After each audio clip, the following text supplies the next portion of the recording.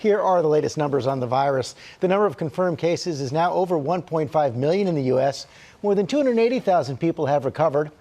And our first story, that startling claim from President Trump that he's been taking hydroxychloroquine to protect himself against COVID-19. The president says he's been taking it for over a week, despite an FDA warning that it can have dangerous side effects. Senior White House correspondent Cecilia Vega starts us off with the latest this morning. Good morning, Cecilia. Hey, Michael, good morning to you. The studies on taking hydroxychloroquine to prevent contracting COVID-19 are still underway as we speak. None of the results have been released yet. And as you say, the FDA warns against taking it unless you are in a hospital or a clinical trial. But that is not stopping President Trump. In the White House, surrounded by restaurant executives, the president made the stunning announcement as an off-the-cuff remark. The frontline workers, many are taking it. I happen to be taking it. Hydroxychloroquine? I'm taking it, hydroxychloroquine. Right now, yeah. He says he's been taking the anti-malaria drug as a preventative measure for about a week and a half. That's right around the time of the first positive cases in the White House, the president's valet who serves his meals, and the vice president's press secretary. And President Trump says his White House doctor approves. I asked him, what do you think? He said, well, if you'd like it. I said, yeah, I'd like it. I'd like to take it. A lot of people are taking it. Overnight, the White House releasing a statement from the president's doctor who said, after numerous discussions he and I had regarding the evidence for and against the use of hydroxychloroquine, we concluded the potential benefit from the treatment outweighed the relative risks. It's a drug President Trump has repeatedly touted as a miracle cure for COVID-19. But studies investigating its effectiveness for prevention are ongoing, and initial observational studies on those already infected have shown limited or even no proven benefits. Even the FDA warns against using the drug outside hospitals or clinical trials and says hydroxychloroquine, when taken in combination with other drugs the president also says he took, has been linked to increased risk of heart problems. But President Trump dismissed the lack of evidence. Can you explain, sir, though, what is the evidence that it has a preventative effect? Here we go. You ready? Here's my evidence. I get a lot of positive calls about it. And I say, hey, you know the expression I've used, John? What do you have to lose?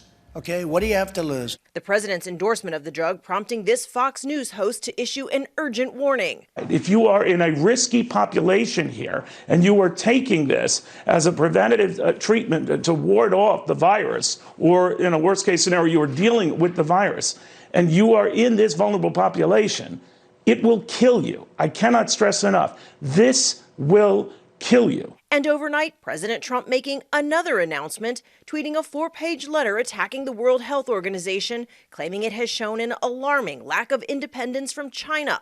The president also threatening to withdraw U.S. membership and permanently withhold all U.S. funding if major substantive improvements are not made in the next 30 days, a move that could have dire consequences during a global pandemic.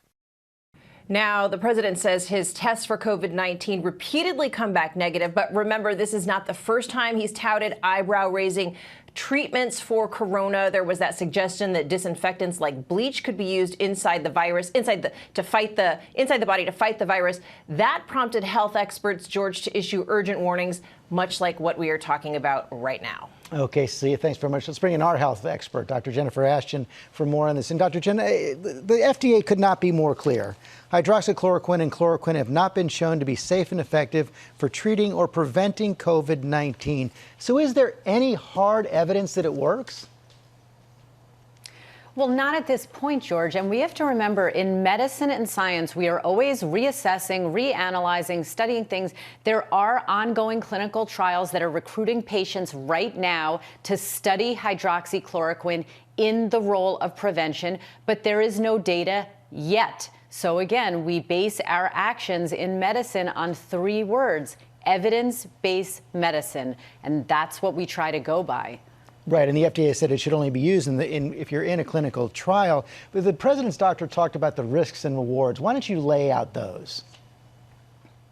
Well, I think when you talk about risks, we have to remember that this is a drug used by many patients with rheumatoid arthritis and lupus safely. There is a small risk of an irregular heartbeat known as long QT syndrome, and that's why the FDA approved it under emergency use authorization for COVID-19 in hospitalized patients. So you always have to balance risk versus benefit. And while there is a small risk, at this time, there is no clinically proven benefit in its role for prevention at this time. If that were to change, obviously we would be talking about it. So Jen, I imagine doctors like you are going to be getting calls today from their patients all across the country saying, hey, I saw the president saying he's taking this to prevent COVID. Should I be taking it too? What are you going to tell them?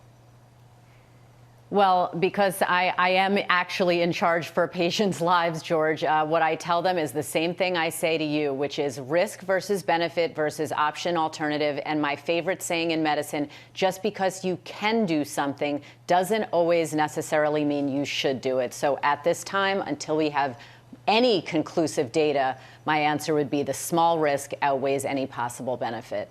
Jen Ashton, thanks very much. Important advice. Well, hey there, GMA fans. Robin Roberts here. Thanks for checking out our YouTube channel. Lots of great stuff here. So go on, click the subscribe button right over here to get more of awesome videos and content from GMA every day, anytime. We thank you for watching, and we'll see you in the morning on GMA.